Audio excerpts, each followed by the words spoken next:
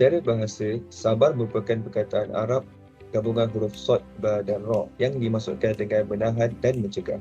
Merujuk Kamus Dewan Bahasa dan Pustaka edisi keempat, sabar dapat difahami sebagai satu sifat tidak lekas marah atau putus asa, kuat menghadapi sesuatu dan tidak terburu-buru. Para ilmuwan Islam juga mempunyai pendapat tersendiri dalam memahami perkataan sabar. Antaranya, Ibnu Al-Qayyim mendefinisikan sabar sebagai menahan daripada jiwa yang lemah, lisan daripada mengeluh dan tubuh badan daripada melakukan sesuatu yang tidak layak untuk dilakukan. Imam Al-Ghazali menguatkan kenyataannya bahawa sabar adalah sifat yang hanya dimiliki oleh manusia sahaja.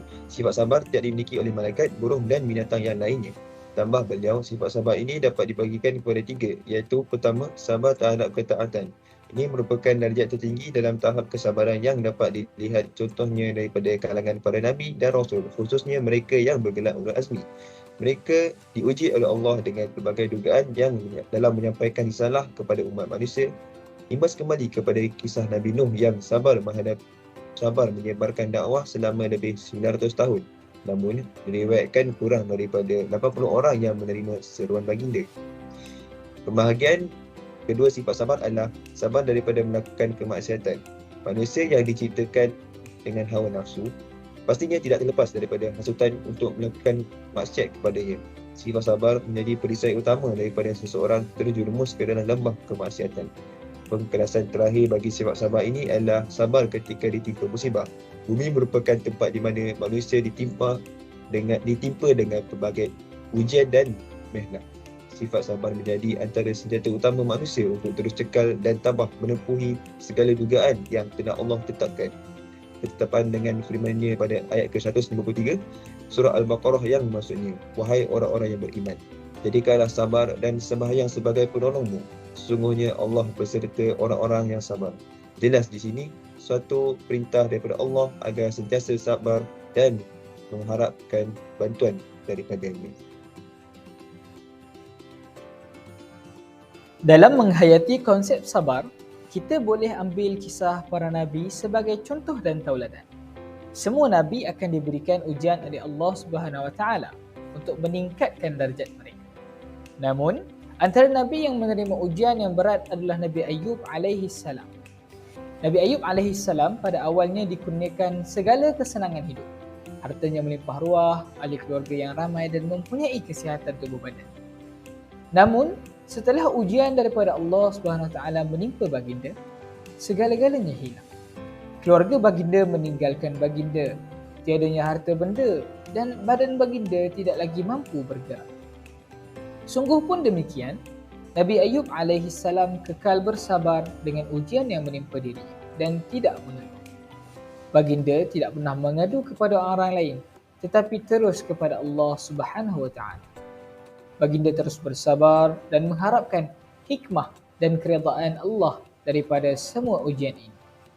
Berkat kesabaran baginda, Allah Subhanahu Wa Taala menyembuhkan penyakit tersebut dan menggandakan lagi nikmat dan rezeki berbanding sebelumnya. Dua pengajaran yang boleh kita ambil dari kisah ini. Pertama, ujian diberikan kepada seseorang untuk meningkatkan lagi darjat dirinya. Sekiranya dia bersabar, maka ganjarannya sangatlah besar. Kedua, sabar itu adalah ketika mana ujian itu mula-mula diterima. Sekiranya dia mengeluh ataupun marah, kemudian baru bersabar, maka itu tidak lagi dinamakan sebagai sabar.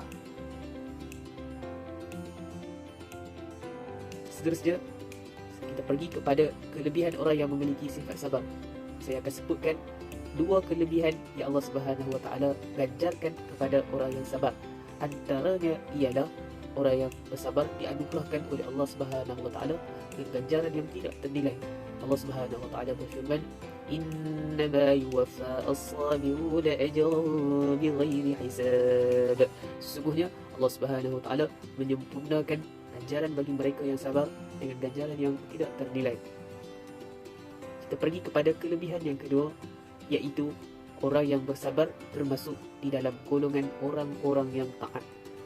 Allah Subhanahu Wa Taala berfirman, "Wabashshiril mukhbitin alladhina idza dzukira Allah wajilat qulubuhum والصابرين على ما أصابهم والمقيم الصلاة ومما رزقناهم ينفقون. Berilah berita gembira kepada orang-orang yang taat, iaitu orang yang apabila disebut nama Allah Subhanahu wa taala menggetar hati-hati mereka, dan segala mereka itu bersabar atas apa yang menimpa mereka. Wal muqimis salati, dan mereka orang yang menunaikan salat, dan apa yang kami rezekikan kepada mereka, mereka infak.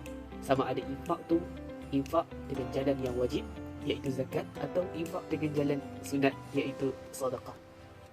Kesimpulannya yang dapat saya simpulkan daripada sifat sabar, sabar itu perit kemanisannya berpanjangan. Sabar diumpamakan sebagai ubat yang pahit dan minuman yang dibenci.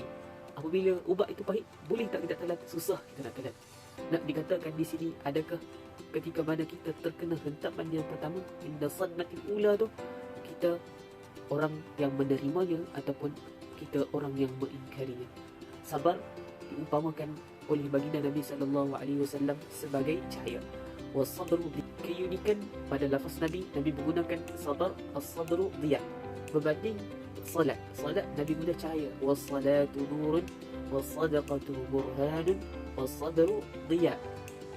Untuk digambarkan di sini bahawa salat dan sabar. Salat cahaya itu pada diri kita, sabarkah sahaja kepada diri kita, bahkan orang lain mendapat tempias hasil daripada kesabaran yang kita praktikan. Kalau dalam hubungan kekeluargaan, kalau kita tidak mempraktikkan sifat ini, mungkin hubungan yang kita bina dalam jangka masa yang lama akan runtuh, akan punah dalam masa yang sekejap. Sabr sa'ah aha sana. Sabar satu saat, kelihatan satu tahun.